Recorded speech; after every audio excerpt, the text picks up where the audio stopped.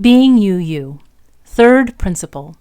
We affirm and promote acceptance of one another and encouragement to spiritual growth in our congregation. Our church is a place to seek and to find our own spiritual connection to the world. In this, it is a place where the personal quest for meaning is respected. But our church is more than this. It is also a place to come together in a voluntary pursuit of learning with others who are on their own life journeys. It is a place for sharing experiences and learning to see and to respect each other for our similarities as well as for our differences, to trust in our community, and to understand each other's limitations. Our church is a place where we continually strive to develop our spiritual selves while honoring others who also strive in their own ways.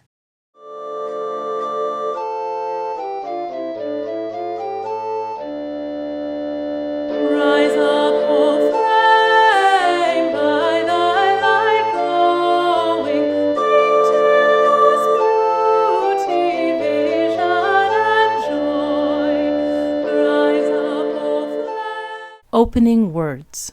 The golden rule in various religions. Christianity. Do unto others as you would have them do unto you. Islam. Not one of you truly believes until you wish for others what you wish for yourself. Judaism. What is hateful to you, do not do to your neighbor. Jainism. One should treat all creatures in the world as one would like to be treated. We will be singing Affirmation number 374. And listening to the words, think about this. What do you choose, and how does that make you who you are? For example, if you have chosen to raise children, you have chosen to be a parent. I could list many other examples, but the question is, in light of your lived experience, did you fully realize what you were choosing when you first made the choice that now defines who you are? As you live the experience of your choices, whatever they have been, the act of becoming is ongoing. It is subject to course corrections and the winds of chance. Please join us in singing Affirmation 374 and the opening hymn, number 351, A Long, Long Way the Sea Winds Blow.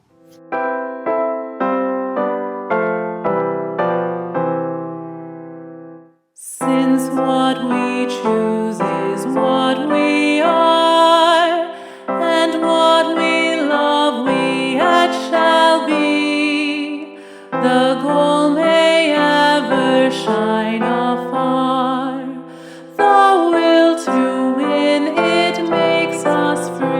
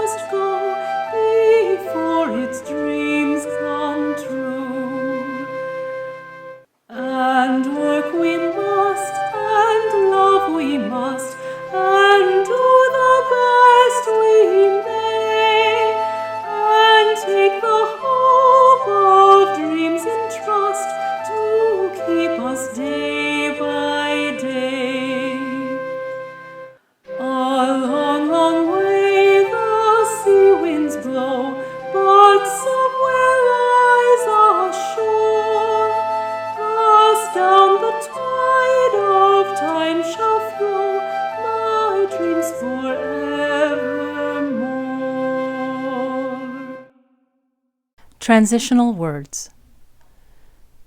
The golden rule in various religions. Hinduism. Do not do to others what would cause pain if done to you. Buddhism. Treat not others in ways that you yourself would find hurtful. Confucianism.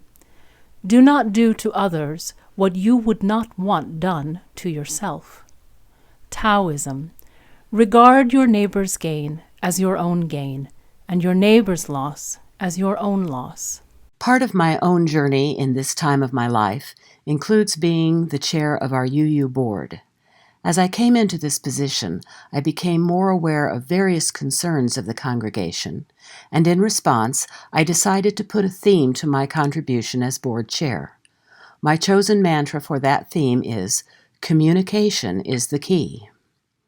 The first 3 principles lend guidance as we reflect on moments that call to mind the question, can we get along with each other within our own congregation?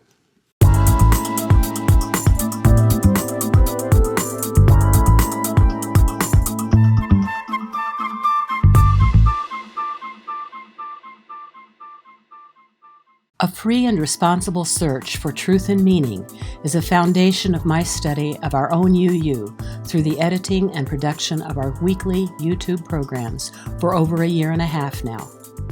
Learning from each other our philosophies expressed in our 7 principles, hymns, and readings, I am reminded of a line from one of our UU hymns.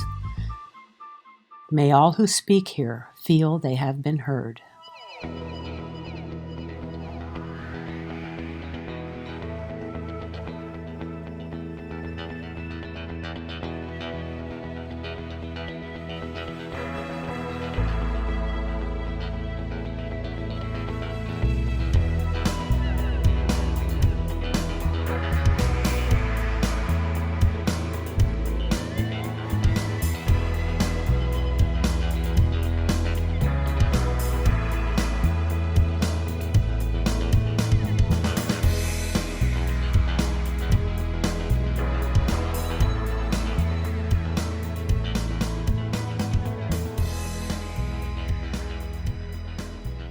The 6th principle is the goal of world community with peace, liberty, and justice for all.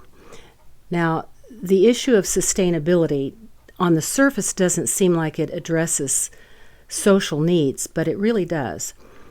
It affects justice in the world community. An example of this is the fast fashion problem. Now, I have linked some videos to our YouTube channel. If you go to our YouTube channel and click on the playlist, there is an education playlist, and on that there are several relevant videos about fast fashion. It basically is that for quite a while now we have made throwaway clothing, and these pieces of throwaway clothing are ending up on the shores of and in the landfills of third world nations, and it's causing economic hardship in a lot of places. And it's kind of a similar way to the way we sent our plastics over to China, and then China decided to stop taking them. So here to talk to you a little bit about this is my daughter, Crystal, who has lived in South America, in Japan, and Finland, and she's done quite a bit of traveling, and most recently she lived 3 years, was it, in Los Angeles. So she has a perspective on this that is beyond the Terre Haute borders. Thanks, Mom. Something that I have really appreciated when we've been living in Los Angeles is a community called Buy Nothing. And it's, I think it's more of a movement. It's not just a community. But they have these communities online. It's on Facebook is where I found it. And the idea is that you share and swap within your local community. And we have gotten clothes for the kids. We have given other people clothes. And I think that that is one small way of recycling and reusing and addressing this issue. But if I'm honest, it's such a small thing, and then ultimately I think in those communities, like when we've had clothes, and eventually it does get to the point where the clothes are trash. Of course, you have to think that then what are the materials that the clothes are made out of? If it's cotton-based clothes, eventually those will biodegrade. That seems sustainable, ecologically sustainable, that they would be plant-based. I think the bigger problem is that we have clothes that are made out of polyester. I think that the Buy Nothing groups are good in the sense that they can avoid this situation where people donate to these major international organizations that end up having way more clothes than they can repurpose within the local community. And then they have so many clothes that they end up sending those clothes, for example, to South America. We were in Chile, and this woman had a T-shirt from, it was like in Minneapolis, there was like a breast cancer run that I had done. And so I was so shocked to see it there. But then later we went to this, there was a store, and it was like a secondhand store, but they had a mound of clothing, like as large as a room, with just, and I think that they were reselling them. It was like the equivalent of $2 for a shirt or something. They weren't hung. They were just like, you could go through the pile and you could rummage through, and then you could take what you wanted. She had found there a T-shirt. Somebody had donated the T-shirt from the run, and then it had ended up in Chile, and then she had bought it, and then you had been in it. That I was in that run. Like the connection between social justice and the ecological damage of fast fashion happens on so many levels. It happens at the level of the supply and demand for the clothes that we want, the cultural demand to have things that are new, also the poor way that things are made. So I think that Buy Nothing is it's a good movement, and I think that, but the reasons for that, it has something to do with the devaluation actually of clothes, because once you take the clothes out of the market, once you trade them and you barter them instead of buying and selling them. But that has implications that I don't feel like I'm qualified to really talk about. In Finland, there isn't a big bartering group because there's this argument for people should be able to resell their goods. There should be a value in the reselling of the goods, that you buy it and you get something, and that once you start giving things away, the people that would get a little bit of extra cash for selling their goods are deprived of that, because now there's a barter economy. When we lived in Boston, right after I got my master's, Weldon and I went through this huge minimalistic period. We got rid of almost everything, including almost all of our clothes, and we pared down to one backpack each of one set of clothes, one shirt. This is before we had kids. But we had this idea, and I thought, these are the clothes that I'm going to have. These are going to be my clothes forever. Well, the reality is that eventually a shirt just gets a hole in it. So even if you have this idealistic vision that you're not going to buy new clothes, you're only going to, have this one wardrobe, it's unrealistic to think that you're going to wear those clothes for 35 years. So there's the social justice piece about the conditions under which people are making clothes. There's the ecological piece about how it is that the manufacture of clothes is damaging the environment through the dyes, through the, plastic particles that are in the air. And then there's the consumer question. So there's questions of labor, there's questions of the market, there's questions of, what are the needs of the people, and how do we satisfy people's needs to be clothed. But I really appreciated what you were saying earlier. I think it's really nice to think about how it is that people are addressing sustainability in the local community here. Mm-hmm. And we all have a part to play. And I think, participating in communities like the Buy Nothing community, I think that that's one way of meeting the needs of the community. And I think that, in my mind, more than an answer to fast fashion, the Buy Nothing community is an answer to meeting the material needs of the people of the community without... There was a story that people were breaking into the donation bin over here at the Kroger's in Terre Haute. And to me, what that says is people in this community have enough stuff that they're able to donate their stuff. They're able to just give their stuff away. But there are people who need things so badly that they can't pay for them, that they would just... It makes more sense for them to just go and rummage through the donation bin of things that have no value in the market anymore, because the people who had them were willing to just give them away. They have no value. But for the people who need them, they have immense value. And this kind of buy nothing group allows for that kind of exchange where people who need things can get them. The price has already been paid. Somebody already bought that. In my mind, there's maybe 3 questions around why it is that we don't make our own clothes anymore like we did when your grandmother, was young and she made her own clothes and she made her children's clothes and she made her grandchildren's clothes. One of the questions for me there is about women's labor. She wasn't compensated for that, right? So women traditionally have done tons of work for the family without being compensated in any way for that. And we have a situation now when rather than women would like to be compensated for their work. And so and because we don't have a way of compensating people for housework, people work outside of the home so that they can get compensated for that. So there's the question of who is doing all of that free labor, that your grandmother was doing, and is that sustainable in the economy today when it's possible for women to actually get money and then to purchase the clothes? Then there's the question of time. If you have time to be at home and to make your own clothes, then there's the question of the competence. Do people know how to make clothes anymore? But then there's also the question of how much does it cost for the fabric? We're really priced out of purchasing a lot of the to just buy. It's cheaper to go to Walmart and buy a pair of pants than it is to go to Joann Fabrics and buy the fabric and the needles and all of the things that you would need to make that pair of pants, in addition to knowing how to make that pair of pants, in addition to having the time to make that pair of pants.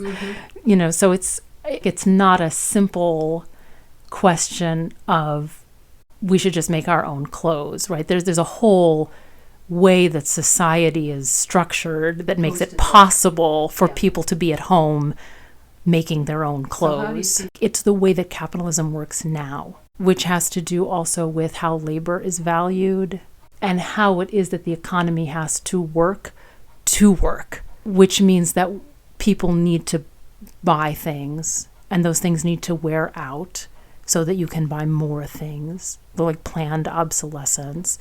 And they can't be quality, because then you could have a pair of pants that would last you, 20 years. But it kind of needs to not be that way so that there's an ever unsatiated desire for more things. I think that we have moved, at least in the United States, we have moved beyond the industrial era.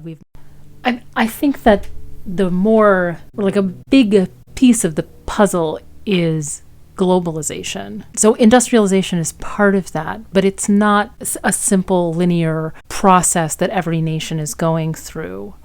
It's not about having a different rate of development. It's about the way that power and resources are used in this international global network. Because mineral resources are not distributed evenly around the globe. If you think about, right now, the relationship between the United States and China, the United States is relying on China's process of industrialization to feed our consumer demand. It's not just about China's process of industrialization. There's a domestic process going on there, but there's also an international process going on of globalization. And our market is not separate from the Chinese market or labor processes. And I think it's the same thing in Chile. Those mines were Canadian owned, the copper mines in Chile where we were living, but there were also Americans there. So there's this dynamic about who gets to choose what happens, who has the money to make the investment, to mine the minerals, who reaps the benefit of the prosperity from those investments, who is entitled to that, who puts the capital up, who maintains the machines, who organizes the financing for that, but who does the work. And so in some ways those questions of they're similar questions that we have during the industrial era. Who does the work in the factories? Who benefits from the labor? And there are so many different ways to interpret the historical situation and also a current situation in relation to the historical situation. You can create the narrative that everything is better for everyone now than it was in the pre-industrial times. There are ways in which that's much too simplistic, and that some of the problems that we had in pre-industrial times we still have now, but maybe with a different face, like women's rights. There are many ways in which women have many more liberties and freedoms and rights, just simply rights, for political participation, for economic participation, than we did 100 years ago, even 50 years ago. Well, I noticed that Finland really celebrates International Women's Day, Yeah. which is not a thing here in the U.S. Yeah. Yeah, other places really do celebrate International Women's Day in a way that is not celebrated in the United States. But I think that that's, there are many ways in which we still haven't achieved gender equality in the United States. Very far from it. And yet it's not a conversation that's really had. It's kind of assumed that we have gender equality, even though we don't have pay equality. And then there are reasons for that. I think Finland does have more gender equality, but it's not perfectly equal. And it's not equitable either. Some of those markers that are used in Finland for gender parity, I don't think women in Finland make as much as men do on the euro. Even though you have more women, like percentage-wise, participating in politics and decision-making in Finland than you have, for example, in the United States. But I feel like we're very far afield from what it is that you wanted to talk about. I don't know. Interconnectedness. Well, bring it back. The fast fashion was just one example of how things, you go down and you buy some clothes. You don't think that has social impact or that has environmental impact. Yeah, I agree with your point. We live lives where we're not necessarily thinking on a day-to-day basis about the impact of our decisions. But I think that also you can't. It's paralyzing to imagine the ethical implications of every breath you take, the food that you eat, the things that you wear. I mean, even the most basic necessities of food and clothing, there are huge ethical implications. That's why we have political processes of decision-making at a communal level, because it's not really about the decisions that you make as an individual. It's about the decisions that we make as a community of people. It's about the democratic process. And it's about how those democratic processes are and can be, in fact, just when everyone is participating in the process. And, that's one of the fundamental issues of social justice in the United States, is that not everyone has now or has had historically the possibility of participating.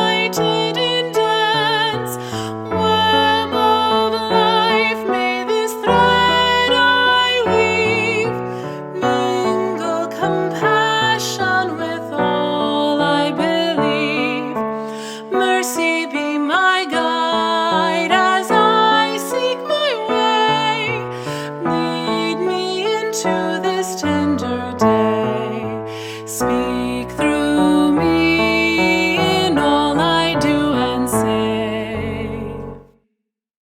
Closing words. Number 604, Vessel So Sacred. Those who would take over the earth and shape it to their will never, I notice, succeed. The earth is like a vessel so sacred that at the mere approach of the profane, it is marred. And when they reach out their fingers, it is gone. For a time in the world, some force themselves ahead, and some are left behind. For a time in the world, some make great noise, and some are held silent. For a time in the world, some are puffed fat, and some are kept hungry. For a time in the world, some push aboard, and some are tipped out. At no time in the world will one who is sane overreach, overspend, overrate. Lao Tzu. May the blessings of love rest upon you. May peace abide with you. May God's presence illuminate your heart now and forevermore.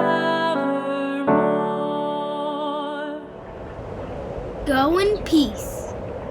Know that you are loved and that your life is sacred. Value statement. We value a sense of community, religious tolerance, cooperation, diversity, active social justice, and good works. Mission statement. We exist to provide a community for persons of diverse, liberal, religious beliefs, and to support one another in our individual, spiritual, and ethical growth.